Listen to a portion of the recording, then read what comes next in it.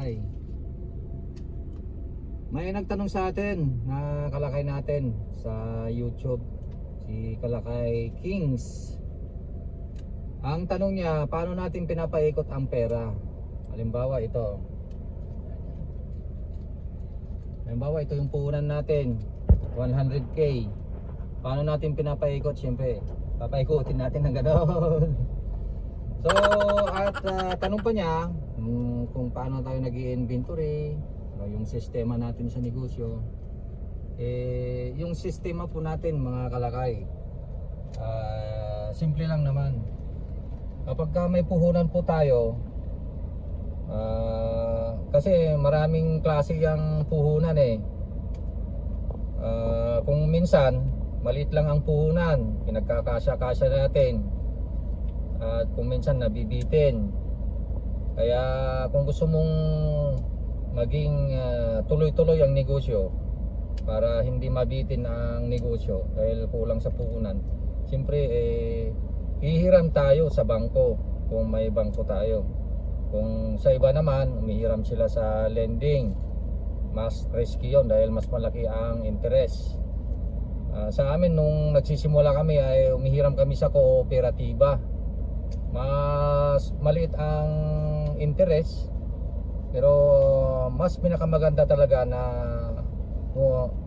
pumiraman ng puhunan ay sa bangko. Mas maliit ang interest mga kalakay. Sa ngayon nga tumatawag yung mga bangko sa akin, kahit 500,000 pwede nila akong pautangin, pero hindi ko naman kailangan ng ganong halaga.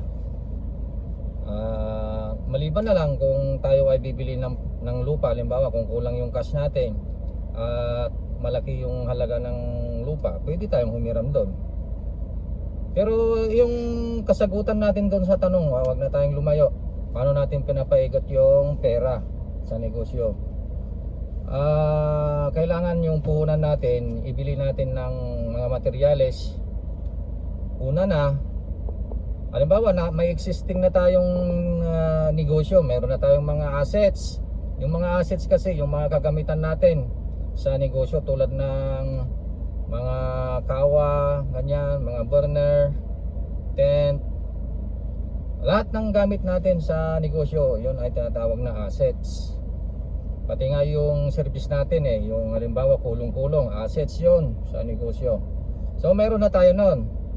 So kailangan natin ng kapital para meron tayong mapaikot sa ating negosyo. Halimbawa kung kapital natin is around, kailangan mga 20,000 para mas makaluwag-luwag tayo sa paggalaw ng ating negosyo. Halimbawa yung 20,000 na yun, pambili mo ng manok is 10,000. Yun, minimum lang yun na pangbayad natin sa manok.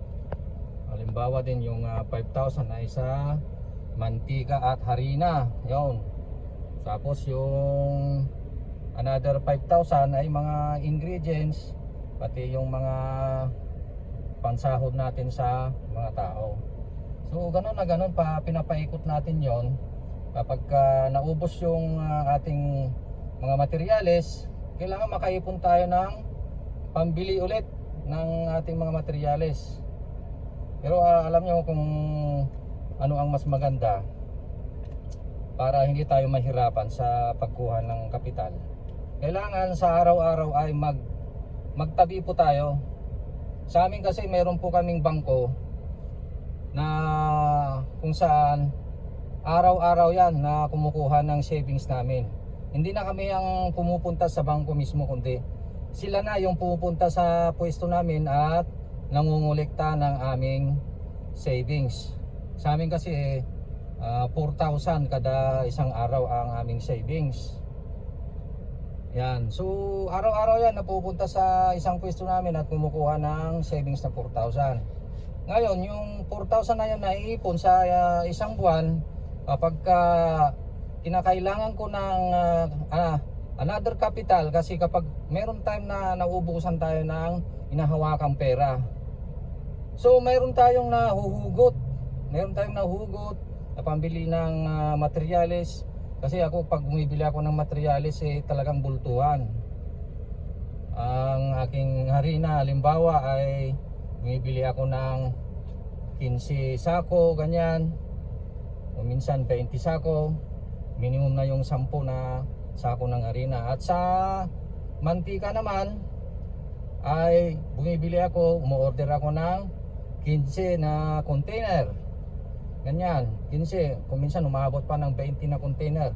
Yan ay kinukonsumo natin ng isang linggo o mahigit. Yan. Alam niyo kung bakit tayo ganyan ang ating sistema sa pagbili ng materyales? Kasi nakakamura tayo dun eh. Kapag ka wholesale po kasi tayo bumibili, bultuhan, makakamura tayo. Nakakasave ng tayo. Nakakasave tayo ng una sa mas mura nga. Nakakasave tayo ng pera. Mas bababa yung ating puhunan, mas bababa yung costing natin, mas malaki yung profit natin. Isa pang masisave mo dyan, yung oras. Kasi oras at pagod siyempre. Halimbawa, pakunti-kunti lang yung binibili mo, sa retailer ka bumibili. Kasi sa amin kasi sa supplier sa direct supplier tayo kumukuha Halimbawa pa konti-konti ka bumibili sa retailer, bibili ka ng halimbawa half sack o 1 sack, gagamitin mo lang yan ng isang araw sa harina. At yung mantika naman isang container, isang araw mo lang, baka wala pang isang araw na gagamitin yon sa amin. So lagi ka nang pumupunta sa bayan at bumibili, mauubos yung oras mo. Sa amin kasi talagang bultuhan para mas matagal mo siyang gamitin yung mga stock mo. So ganun po, kapag ka ayan, tungkol naman sa pag-inventory, siyempre meron po tayong bodega.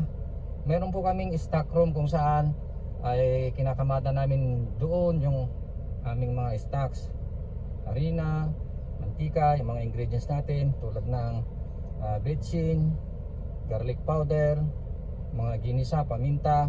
Nandun po lahat, talagang naka-pack po doon, naka-stock doon.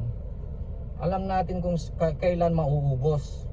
Halimbawa nakakuha ako ngayon ng 15 sacks. Alam ko na kung tansyado ko na kung ilang araw yun mauubos. Kaya pag malapit nang maubos ay mag-o-order na naman ako. Isang tawag lang talagang meron na namang panibagong mga stocks na darating. Kaya ganun po yung sistema natin. Ayan. So alam niyo po, ito kukuha ko lang sa bangko itong perang ito. Ililipat ko po sa isang bangko natin. Yan. Hindi lang po isa dapat ang bangko natin, kailangan dagdagan natin para meron po yung bangko na doon ka laging kumukuha ng pangbili mo ng materyales. Meron kang savings din na yung hindi mo siya gagalawin, ganoon. Yan. So ganun po yung style dyan. Huwag kalimutan sa araw-araw magtabi.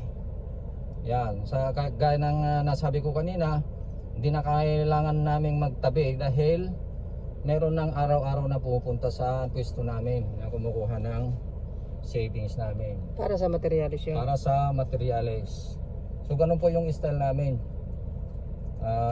Gaya ng sabi ko, iba yung bangko na para dyan sa negosyo, para may makuha ka kaagad na pambili. Savings. Iba rin yung savings muna, hindi mo nagagamit. At iba rin yun sa pangwalwal mo. Ay, iba rin yun sa pangwalwal ko.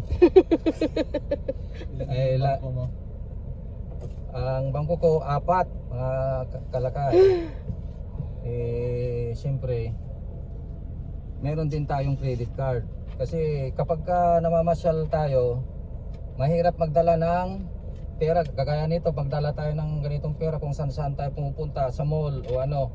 Kung na-hold up ka dyan, edi wala na yung ganitong pera mo, 100k. Kaya kami pagka namamasyal kami, maganda na yung 20 mil na nasa wallet. Kasi pagka nagdala ka ng marami, hindi mo alam Delikado. delikado. Kaya Kaya credit meron card. kang credit card, ganyan. Pagka bumili ka ng Shopping ka. mag-shopping ka, credit card ang gagamitin mo. Swipe na lang. Swipe ka na lang. O, di ba? So, sana nagkaroon kayo ng idea mga kalakay kung paano pinapaikot ang puhunan at ano yung magandang sistema sa negosyo. So, sana may napulot kayo kay Kalakay Kings. Yan. Salamat sa iyong katanugan. So, hanggang dyan, may lakad po kami. Hanggang dyan, maraming salamat. Sana ay nasa mabuti kayong kalagayan. Alright, let's go! Mga kalakay, available na po sa Shopee ang ating Calpos merchandise. Available na po ang marinated mix at ang ating breeding mix.